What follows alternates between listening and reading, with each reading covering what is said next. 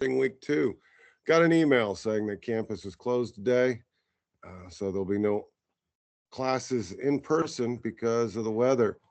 I'm sitting out here on my porch like I do every Monday. It is 22 degrees out here and snowy. About 3 inches of snow in this storm. I hope you guys faredly as well. We've only had one brownout throughout the time, so hats off to the electrical system keeping power going. As I am here online, I currently have power and my internet is working. So I hope everybody is staying warm. I hope everybody is enjoying their day and their snow day. Make sure you go make a snowman if you've got fluffy snow. Mine is filled with ice and it's crunchy. Not very good for snowballs and snowmen. So, enjoyed the discussions last week. As I mentioned, I got sick with the flu and spent most of the time, except feeding animals, in bed. I did participate Saturday and yesterday. Um, I'm glad to see that there are so many of you here and so many of you returning. Even though you had me for class last semester, you came back for more. So I'm assuming I didn't do that bad of a job. Uh, so, uh, police systems and practices. Let me share the PowerPoint. If I can.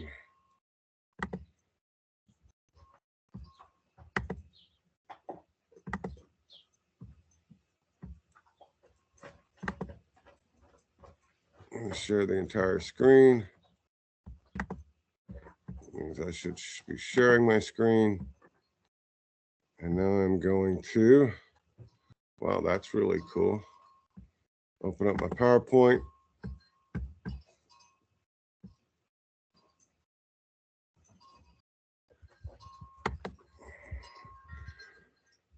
So, police operations and context. Historically, let's start with the history of policing a little bit. Policing started in Boston, Massachusetts in 1835 as a response to criminality and gang crime. Policing throughout the history of the world has been about a hue and call, where people in the community, people in the society would take turns standing watch, and they would be on fire patrol and crime control. And if there became a problem, and there was a problem within the community, one of these people would cry out, and they'd make a hue and cry, and everybody would respond. Everybody in the community would respond to the threat that was being posed by whatever that threat was, as it was seen by the citizens themselves. And as our communities grew and our cities grew, New York and Boston and Charlotte, people didn't want to stand watch anymore. People didn't want to do their share of taking care of society and protecting society. So they hired people. And the first official police force was in Boston. They wore wool uniforms and they had copper buttons, and they were known as coppers. And that's how the name came about. That's the myth, that's the legend.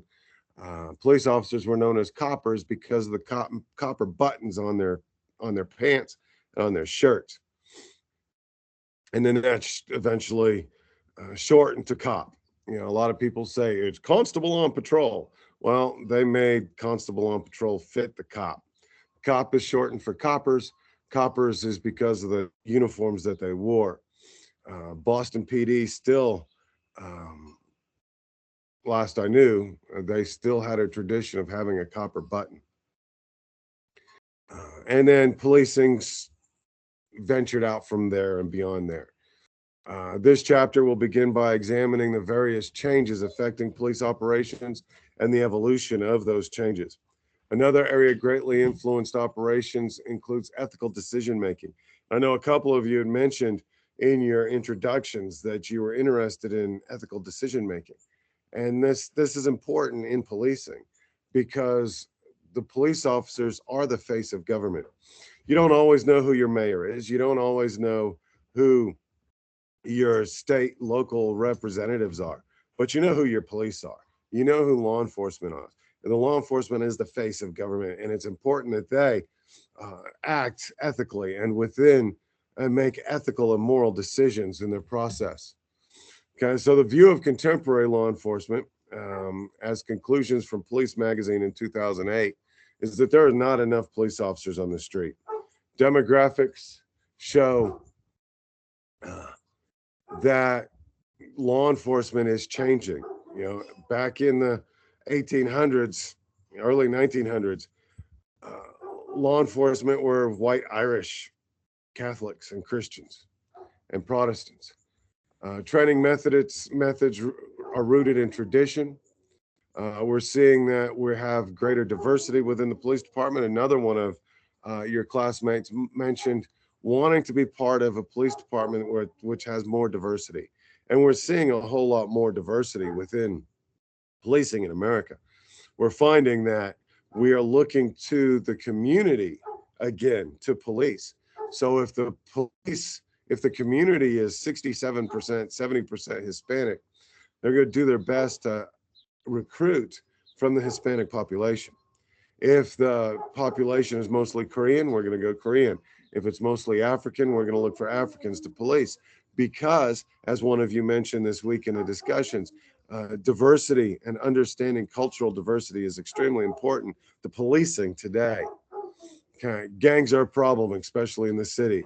Uh, Tren de Agua is seriously a problem within the United States, and it's only getting worse within the major cities.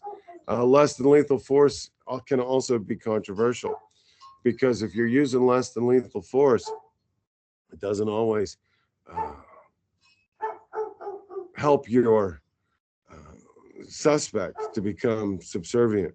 Right now, we've got a lot of controversy going on with the actions of ICE in Minneapolis, Minnesota. Whether or not you think that ICE overreacted or not, if you go for a gun when a police officer is trying to conduct his business, you're going to end up shot. I am legally authorized to carry firearms, and I carry firearms everywhere I go except to work. Can't carry a firearm inside a prison. But if I find myself in opposition to the police, my hands go nowhere near my gun. I let them know that I am armed, and I extricate myself as quickly as I can from that situation because I'm not going to put myself in a place or position where my wife is a widow and my children are orphans.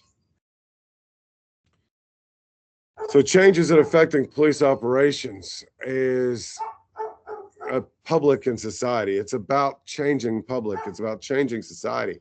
Policing, police systems, and police operations should be about making the nation a better place, a safer place.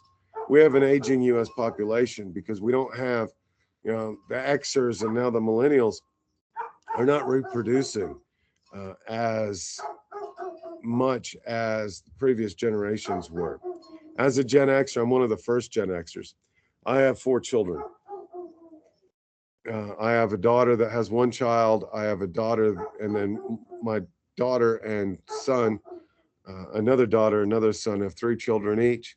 And then my 4th child isn't old enough to have children yet. But because we're not populating, our birth rate is at 1.9% on a national average. And that is not enough to sustain society. So we're finding that our society is getting bigger. Is getting older and smaller. Uh, there is increased racial diverse populations. Back in the 1800s and prior to the 1950s, societies were racially determined. Okay, we had the hood, we had the barrio, we had the white areas, we had the Korean areas, we had areas across the cities that were voluntarily segregated. Whether or not they were voluntarily segregated prior to 1950, after 1950, they remain such, and they remain such today. Okay, if you go do a experiment next time you're on campus and you go to the lunchroom during lunch or dinner, just sit there and watch where people go sit. Okay, I conducted this survey in graduate school, and it wasn't a survey; it was just a observational study. And what we observed was that going into the lunchroom, even though this was 2005, we're post-racial. Okay, we went and we sat and we watched where everybody sat. Okay, you got all the jocks that sat together.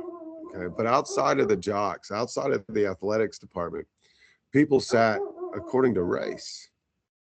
You could go sit with anybody that you wanted in the lunchroom, but you go sit according to race. We're finding a more diverse population, but we're still trying to uh, voluntarily segregate ourselves from each other. Okay, there is a growing number of single parent households.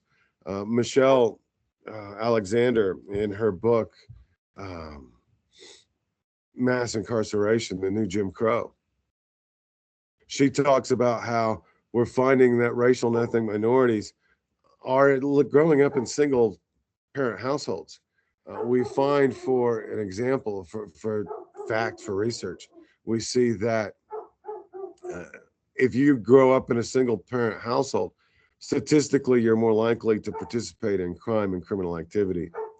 Okay? We're also widening the gap between the wealthy and the poor.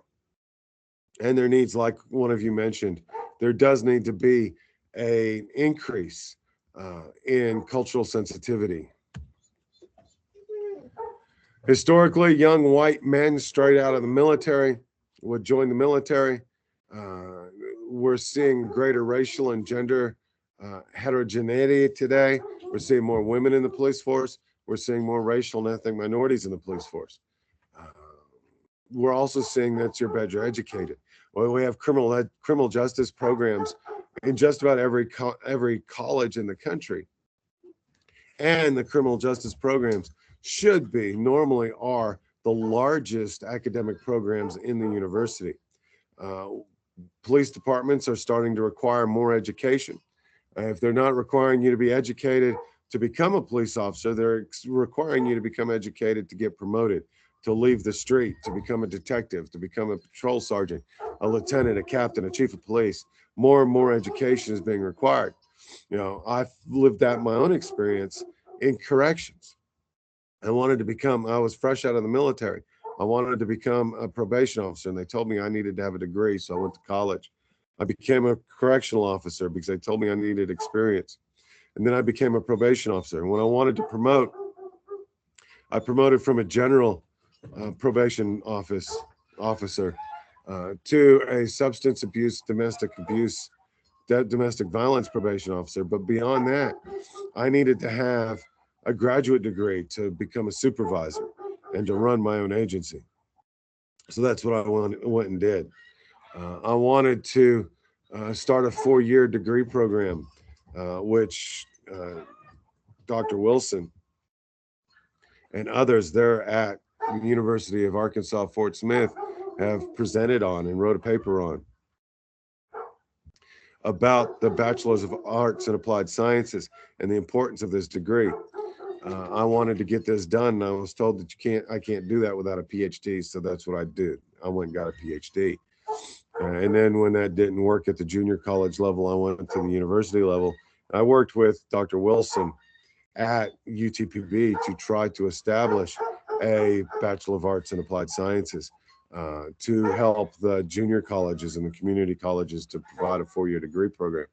And we're finding that these things are coming about, and they're coming naturally through the market. Okay, the military model of Metropolitan Police Department, uh, Sir Robert Peel started the first professional police department in London in 1828, 1825. And it was military order, it was military hierarchy, and we still see the ranks.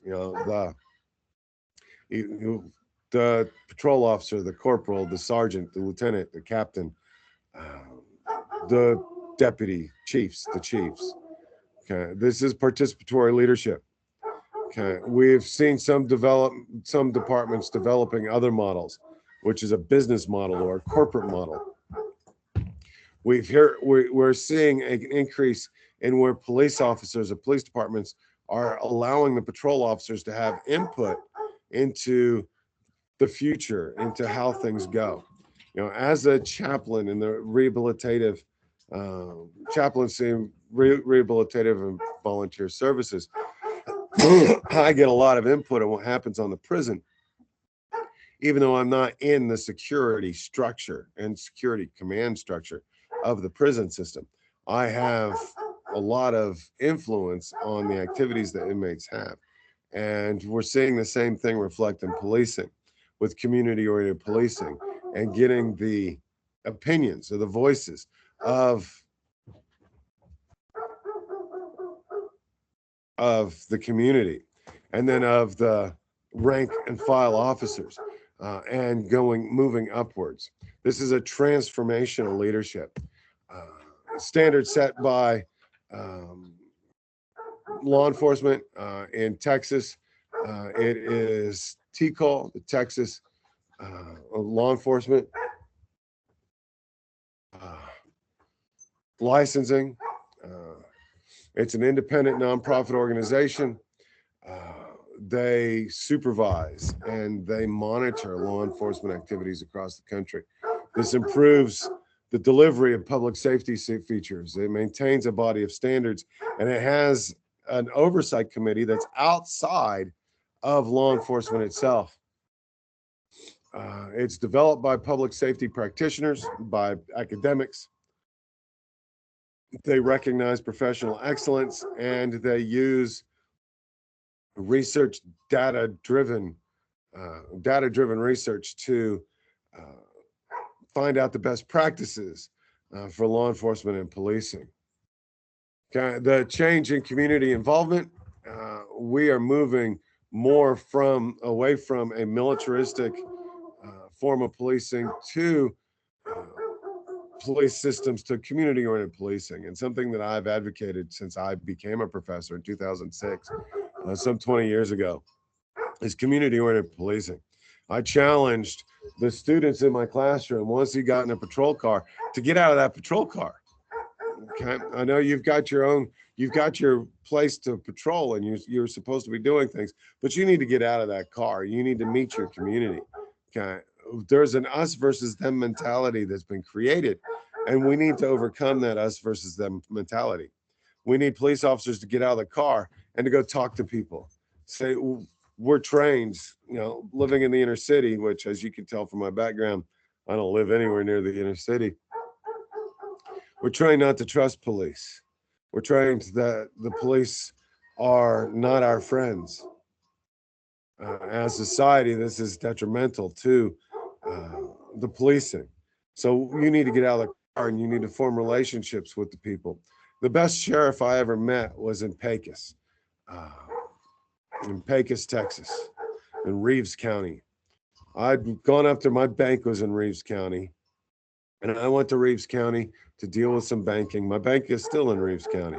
It's a 3.5 hour drive from where I live. So now I do everything over the phone. But when I went to Reeves County to do business with my bank, I'd stop at Dairy Queen. And I stopped at Dairy Queen this one day, and I got a hamburger and some French fries and a milkshake. And my kids were eating, and the sheriff came up to me and he said, "Hello, my name is Sheriff Ruiz. I'm the sheriff of Reeves County. How are you doing? What brings you to town?"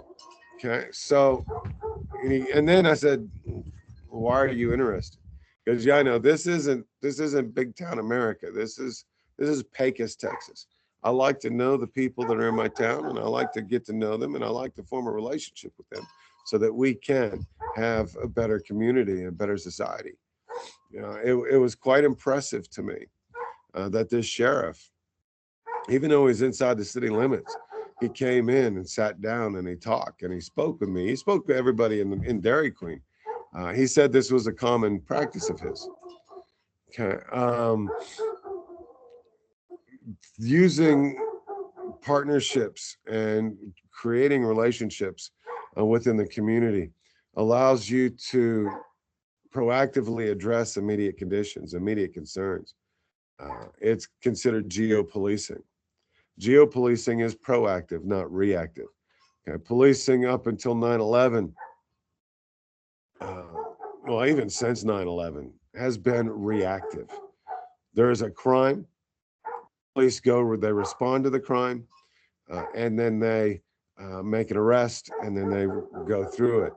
Policing is in the midst of a theological, not a theological, philosophical, I guess we could call it theological, but a philosophical change of mindset to where policing now needs to go out and be proactive to stop crime, to use the broken windows theory, the broken windows metaphor. It empowers citizens because it proves, it shows that policing is on the community side. Okay, so this is through the emergence of what's called intelligence-led policing. They're using raw data. The intelligence is through surveillance and through the product of evaluation and running risk assessments, okay, risk management. Okay, our greatest risks to what are our greatest risks to America today? Well, that would depend upon who you listen to, right? But we, as law enforcement, through intelligence-led policing, we want to prevent, detect, and disrupt crime and criminality. We want to use strategical and tactical categories to identify threats and eliminate those threats, to bring those threats to justice. So the use of smartphones and PDAs and mobile data transmitters, terminals, video streams, these are all tools that are available within the squad cars. We have wired officers, okay, to where they're hooked up with body cam, and you push a button. I know within the prison system here in Texas, we have a body cam that we wear that is constantly recording. But if an officer finds himself in a situation, he pushes a button, and then that stream immediately to central and to supervision and to the security threat group officers, so they can watch in real time what's going on. And police officers have this same capability. Okay, when they are when they find themselves in a situation, they can push their button, and then they're wired, and everybody gets to see live what's happening and what's going on. I know I was taking a tour of the operations center for a police department back when I was still a professor, and they had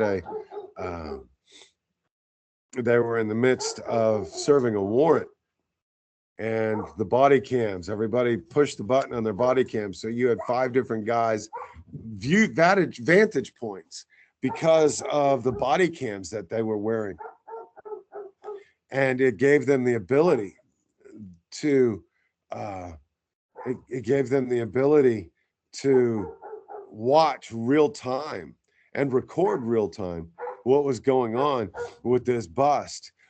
They were able to video the suspect beating his common law wife and then pulling a gun, and then he got shot. The chief of police looked at me and he goes, "Well, you weren't supposed to see that." I go, "Nope, but it'll make my lectures." He said, "Just please don't identify the police department." They have this wired officer, this ability to have the officers' interactions recorded in live real time, allowing operations command to make decisions and to report to and to give decisions and direction to the officers is extremely important.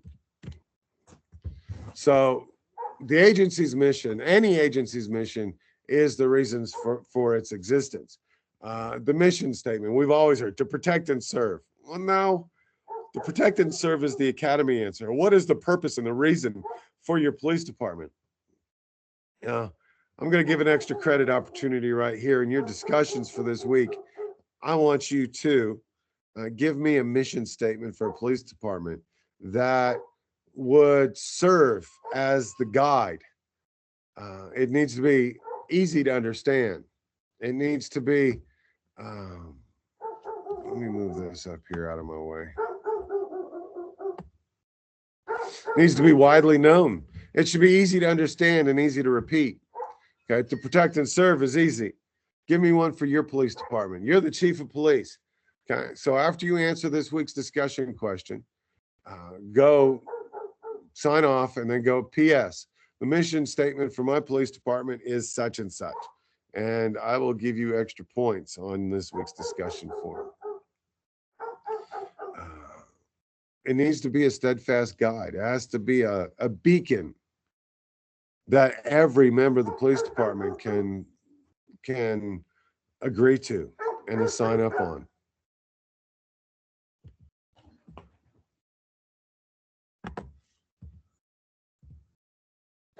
Goals, objectives, and tasks. The policy is a statement of principles that guide decisions. Okay, it's to provide a course of action, to help maintain organizational control, to ensure accountability. It's the basis for fair discipline. Okay, so we need to be able to hold police officers accountable when they fall short.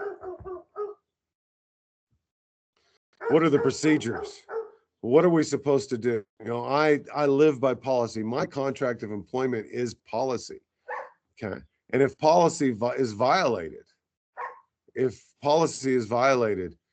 then I lose my job. And this is something that I know and I understand going into in the police department. Police officers have to have the same understanding. Okay. Policies and procedures. There has to be standards, and you have to live by those standards. We have to live by the laws and the rules that we want to enforce, and we have to follow the 10 commandments. I mean, the 10 amendments, the due process amendments.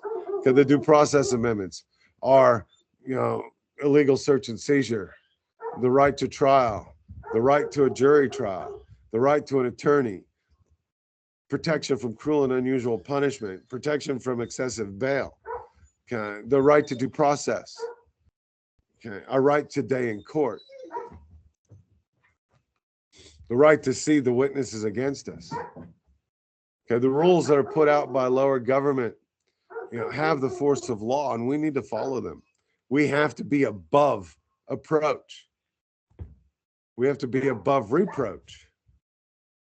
Okay, if we're going to live this life as the face of government, enforcing the laws of government, we cannot be those people that are violating the very laws that we say that we're fulfilling and we're maintaining and we're upholding. Okay, this is not policing. Goals, objectives, and tasks cannot operate in a vacuum. All officers have to contribute.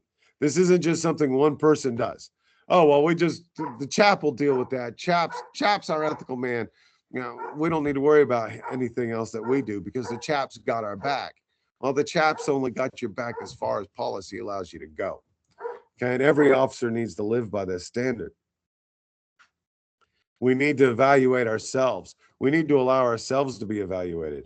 We need to understand that not every situation can be anticipated. And we have to be able to make quick, fast, snap decisions within microseconds. But we have to know that those decisions are going to be made by muscle memory. And muscle memory is policy. A muscle memory is always living by policy. Flexibility is vital, but there is no flexibility in the final line of policy. If you're not willing to follow policy, your discretion can find itself to be corrupt. Okay, so some of the problems with discretion is a lack of accountability. Okay, well, that's what the police officer felt was the best thing. And that's our test. Okay, what would other rational, reasonable officers do in the same situation? Okay, well, sometimes that lacks accountability. Well, this is what everybody else would do. Well, what does policy say? Policy needs to become your muscle memory. Discretion is unpredictability. Okay, the police officers, not the police officers, the correctional officers at the prison, along with The inmates at the prison know how I am going to respond. I am predictable. They know how I'm going to respond with any situation. And this is what society needs to know. We need to be predictable. Discretion hurts predictability. Discretion finds itself inconsistent. Allegations of racial profiling, allegations of uh,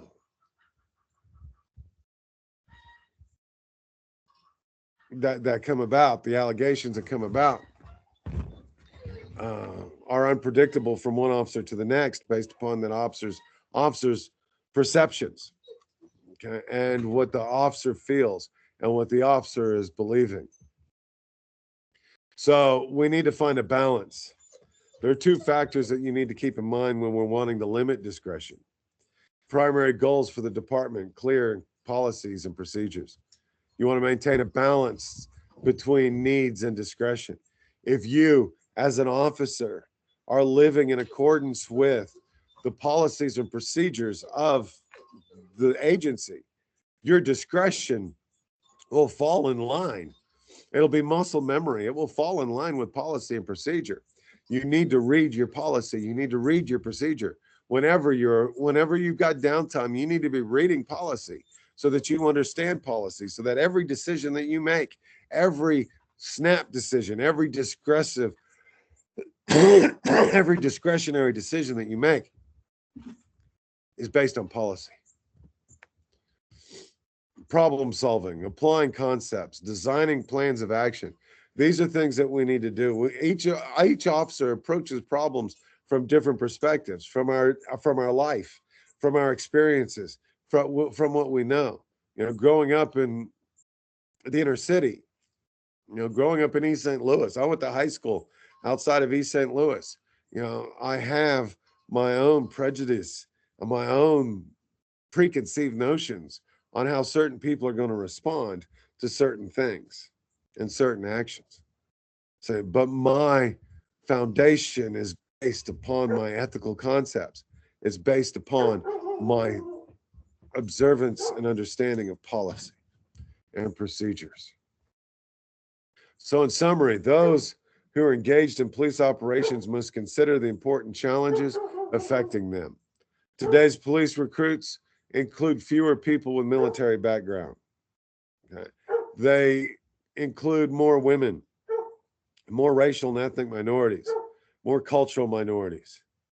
The police bureaucracy may move towards a team approach to providing services, a further change in the trend towards community-oriented policing. We need the community in order to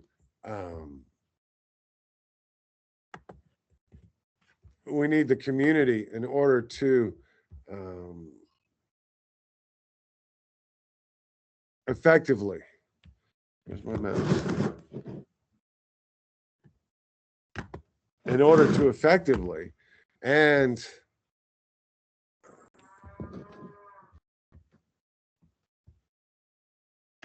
in order to effectively police a community, we need to depend upon that community. So this week, let's go through this week. Week one, we've had our discussions. I'll get those graded today, tomorrow. Week two, we got the PowerPoint that we just went over. You've got my lessons plans. You've got web links for real world. You've got this week's quiz, and you've got this week's discussion. This week's discussion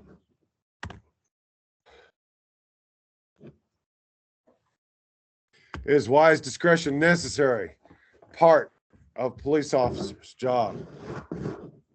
Have you observed police discretion in operations? Please share your experiences. Okay, so I've discussed discretion quite a bit this week. And then you must submit your original post by Wednesday. You're required to respond to at least 3 classmates by Friday. You're expected to reply to at least 2. K9, come here. Yes, my dog's name is Kenai. And he's a very disobedient German Shepherd. Hey, Kenai. There's another dog wandering over there. But anyway, reply to at least 2 people that respond to you. If I respond to you, I expect you to reply to me. And we'll go on from there. As an extra credit, the extra credit was to give me a mission statement for your police department. Okay, any questions? I will see you in the forums. Next week, it's supposed to be close to 59 to 60 degrees here. Today, I've got my patio warmer that's been keeping me warm. In case you're wondering how I'm sitting out here in 21-degree weather, I've got a patio warmer.